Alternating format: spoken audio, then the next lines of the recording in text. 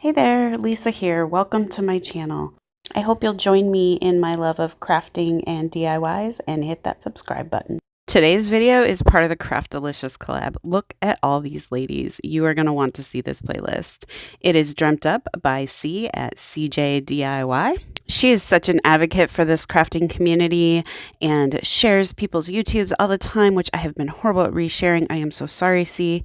So go check her out, as well as the playlist, which will get you connected to all these other ladies and their crafts. There's no rules, no requirements, no nothing. This is just whatever is in their heads. So it's going to be really fun. I have been working on my son's room slowly, ever so slowly, because this is scarily accurate, and my daughter has this in her room, and so I wanted to do something similar for my son.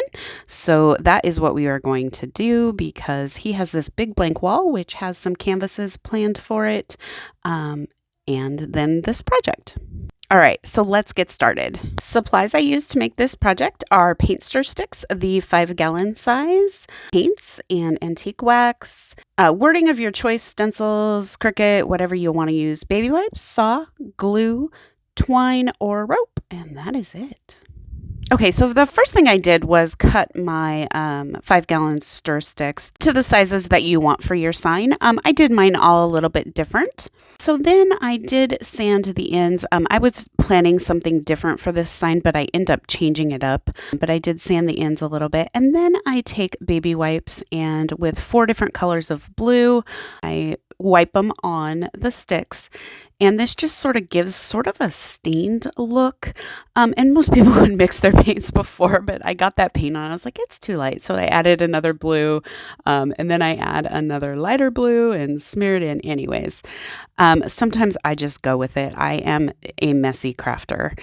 And I apologize that I keep going out of frame here, but I think you get the point. Then I used antique wax on the ones in between, and same process, wipe on, wipe off, and get it to the thickness that you want. You could also use just brown paint or something similar instead of the antique wax. And then I take wood glue, and again, messy. I'm messy. You could use a paintbrush or something else, or maybe the squeeze top thing on the top that I never end up using. But I just wipe it along my finger, and I'm wiping it along each edge, and then I am gluing them together. Again, I apologize for the frame. I had a little helper this day, and my camera must have gotten knocked. But see, I just put it on my finger and then go along the edge, and then just glue them down together. And once I got them all glued, I just used a clamp to let them dry. And then I sort of press it down to try to make it a little bit flat, because the clamp kind of wanted to bow them. And so once I get it that way, then I just leave it to dry. So then here's the moment. And it held pretty well for just a little bit of wood glue and those thin sticks. However, I decided to reinforce it. So with some pieces left over from the 5-gallon paint sticks, I just use wood glue on the edges. And here I am using a stick instead of my finger. So you just never know what you're going to get with me. And then I did put some hot glue down the middle on these ones, since there was more space, just for that immediate hold, so that I didn't have to wait so long. And so then once that is all glued, much sturdier. Oh, and then my top edge, I apologize. I forgot to do this edge. Or actually, I think what I did was glued the wrong edge together. I tell you, I was on the struggle bus with this project. I don't know why, but yeah, lots of things. So then I go over and do a light sanding, and then glue the rope. I had left the space because I was going to glue that edge, but for some reason I just really liked the way it looked glued the other way, so we roll with it. So I'm just going to glue quite a ways down here, cut off the rope, and then glue the other edge as well. And those blue paint sticks were actually a project that failed. It just didn't work out. I did not cut them right. So they worked out for this project. So I'm sort of reusing those. And then I cut out some wording on the Cricut. Again, you could use stencils. You could write it on whatever you got. You could use stickers, all sorts of stuff. And here's the weeding process, which is long. I really struggle with this sometimes. And so I'm using the Dollar Tree vinyl and then the Dollar Tree contact paper to transfer it. And you guys, I have not figured out what transfers the Dollar Tree vinyl well. I really, really struggle with it.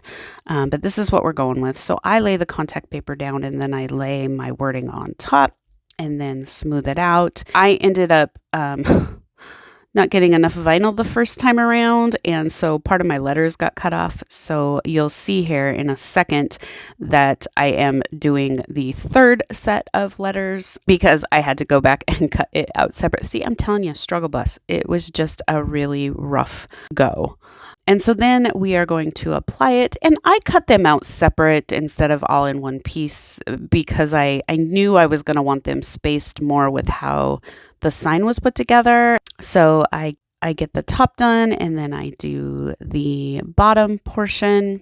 So seriously, people, tell me, if you use the Dollar Tree vinyl, what do you use to transfer it? Everything seems to stick too much. I think the closest I've gotten to is like the press and seal, but like especially with these letters, they were super thin in spots.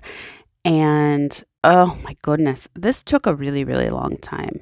A really, really long time. Lastly, I put on the middle section.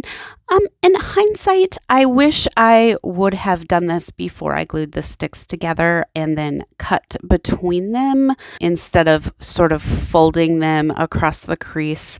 Like I said, this project gave me some problems, but next time.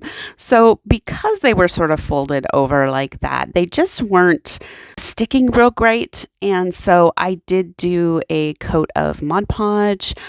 It took me 3 tries to find the brush I wanted. I can laugh about all this now. And then once the first coat was dry, I did a nice thick coat over that. And I did the whole sign so that it all looks the same. And once it had dried, I hung it up. I would love to know what you guys think about this, though. I think it turned out really cute for a kid's room or not. Maybe just somebody who really kind of likes this nautical theme or the blues and with the rich woods. I really do like it. Again, I think next time I would put the wording on and then cut between the paint sticks. Either way works, and I think it turned out pretty stinking cute. I would love to know what you guys think. Is this something that you would ever try? There will be more coming for this big blue wall. I don't know when, I'm not gonna lie. I just have a million projects going right now. I sure do appreciate you taking the time to stop in today. If you're new, I would love it if you hit that subscribe if you like what you see. If you're returning, thanks so much for supporting me. This has been such a fun journey. If you like what you see today, I would love it if you help me grow my channel. The way you can do that is by liking, commenting, and subscribing and sharing with your friends. I am also on other forms of social media, Instagram, Facebook. I do have a blog that's horribly neglected, Pinterest, as well as TikTok.